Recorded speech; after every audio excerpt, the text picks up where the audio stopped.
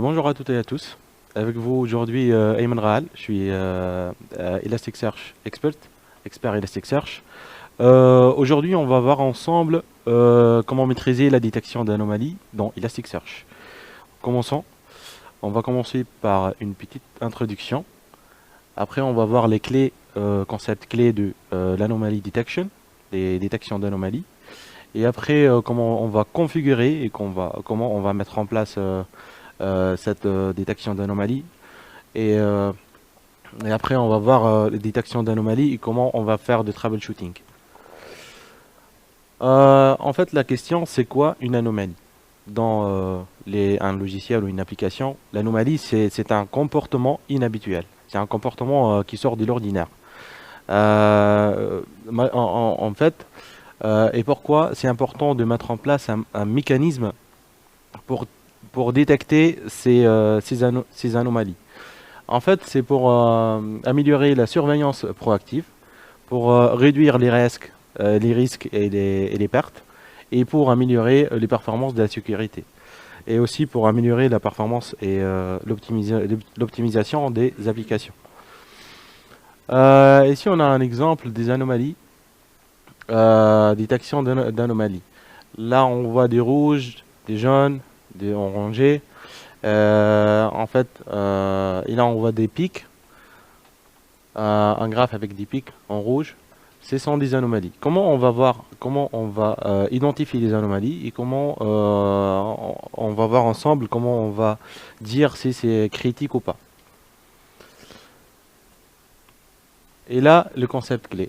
En fait, dans Elasticsearch, existe un mécanisme, un modèle de machine learning qui va lui voir les données, il va lui en fait faire un calcul de score, ce qu'on appelle un anomaly detection score. Ce score est basé sur l'état actuel et l'état normal. L'état normal, quand le machine learning, le modèle de machine learning va commencer de voir les logs, c'est son état normal. Et après, au fur et à mesure, il va voir les changements selon l'état normal. Et au fur et à mesure, il va donner un score. Alors, entre 0 et 25, c'est normal. Entre 26 et 50, c'est low priority anomaly. Du coup, il n'y a pas vraiment d'anomalie. En fait, l'anomalie est critique quand si en fait, c'est plus que 70%.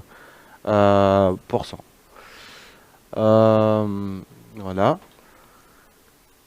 Là, les métriques essentielles surveillées sont le transaction, la taux d'erreur, taux de réponse, charge CPU, mémoire, transaction financière, quoi que ce soit. Là, on a l'architecture. En fait, on va mettre en place un mécanisme pour collecter les logs. On sait tous, on peut mettre en place soit des bits, soit des Elastic Agent, là, qui sort aujourd'hui.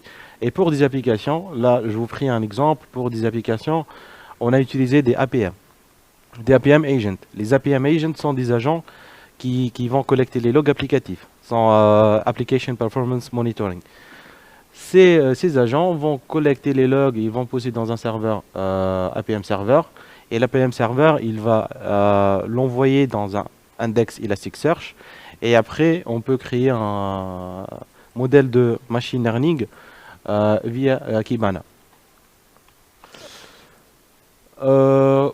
Création d'un job de détection d'anomalies. Comment on va mettre en place un mécanisme pour détecter les anomalies? Tout d'abord, on a parlé des logs. On a les logs, c'est bon. Du coup, on doit créer les patterns, index pattern. Tout est bon. Du coup, après, on va créer le machine learning job. Il y a trois choses qu'il faut savoir. Le bucket span.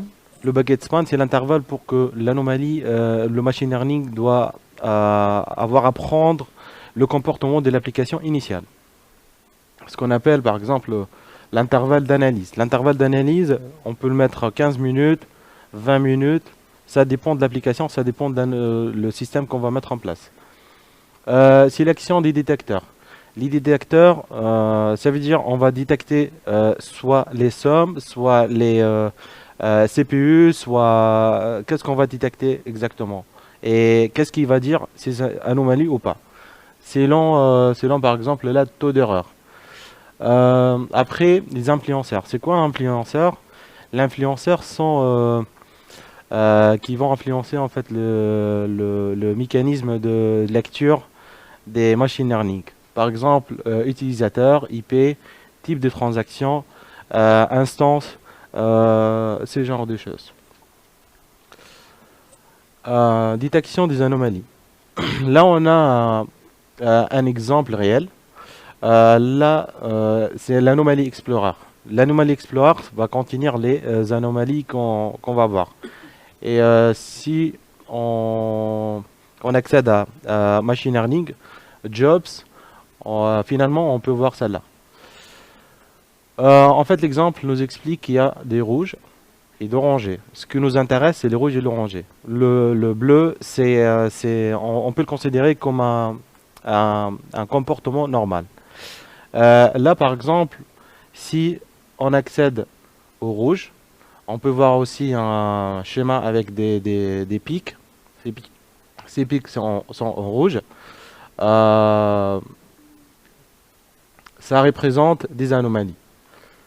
Troubleshooting. Comment en fait c'est bien d'identifier les anomalies, mais c'est bien aussi comment on va troubleshooter, comment on va voir d'où ils viennent, comment on va les résoudre. Primo, il faut regarder l'application et les indications présentent l'anomalie. Comme on a vu tout à l'heure, si on va, par exemple, des pics comme ça, c'est une anomalie, ça c'est sûr. Du coup, on peut cliquer là-dessus et on peut voir dans Discovery les logs pour voir quel type d'anomalie. On peut aussi analyser les logs et les traces. Dans APM, ça existe ce qu'on appelle traces. Ces traces, on va voir tout à l'heure ensemble. En fait, ces traces peut nous aider pour identifier le problème exact de l'anomalie. Là, par exemple, on peut accéder à Discovery pour voir les logs en entier, pour voir quel type d'erreur. Par exemple, ici, on était en train de chercher Epivot Tracing. Il y avait un problème au niveau de Epivot Tracing. Et du coup, on a vu le log pour voir d'où vient le problème. Là, dans Service, on peut voir aussi dans Service, on peut identifier une erreur. Là, si vous voyez la première Epivot Cosmos en rouge, l'état de service est état critique. Du coup, il faut intervenir le plus tôt possible pour résoudre le problème. Si par exemple on appuie sur là, on peut voir c'est un problème de latency. On peut voir le latency et le throughput. Pour le latency, c'est 1.3 millisecondes, voilà. Et pour le throughput, c'est 147,3. En fait, comme j'ai dit tout à l'heure, le modèle de machine learning, il va comparer entre l'état initial, quand il a commencé à lire les logs, et entre l'état où il a trouvé l'anomalie.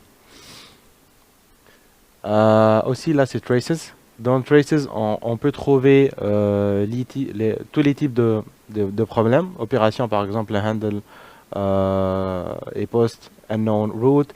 Si on clique là-dessus, on peut voir en détail le problème ou voilà comment on va l'identifier.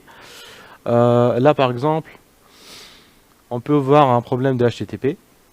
Un problème de groupe Reactive Control, et si on peut aller même plus deep pour voir que le problème vient d'une requête SQL. Et si on appuie par exemple sur Insert into Red Zone, qui est en fait qui prend 95 millisecondes pour s'exécuter, on peut voir la requête elle-même, sans par exemple aller dans tout le code, dans toute la requête pour voir quelle requête fait en fait cause le problème, quelle requête par exemple en fait cause le problème. Voilà. Là encore un autre exemple. On peut voir un chemin pour bien comprendre ou mieux comprendre d'où vient le problème aussi. Voilà. Et là, la partie alerting.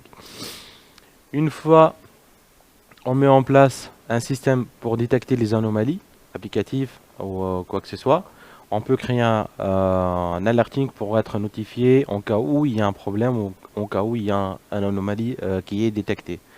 Aussi, on peut, pour les sévérités, on peut choisir la sévérité. Par exemple, choisir, on veut être, par exemple, alerté si la sévérité est 50% ou 60% ou critique, vraiment critique. Dans ce cas-là, on peut être alerté. Aussi, je vais parler de une autre chose. Par exemple, si par exemple on a un Black Friday. Un Black Friday, c'est un événement normal, mais le machine learning va voir ça comme un comportement anormal. Dans ce cas-là, il faut utiliser ce qu'on appelle des calendars. Ces calendriers, on peut faire des calendriers pour le Black Friday et des calendriers out of the session, non Black Friday. Et comme ça, on peut éviter les fausses positifs. Voilà. Merci pour votre attention. Merci beaucoup.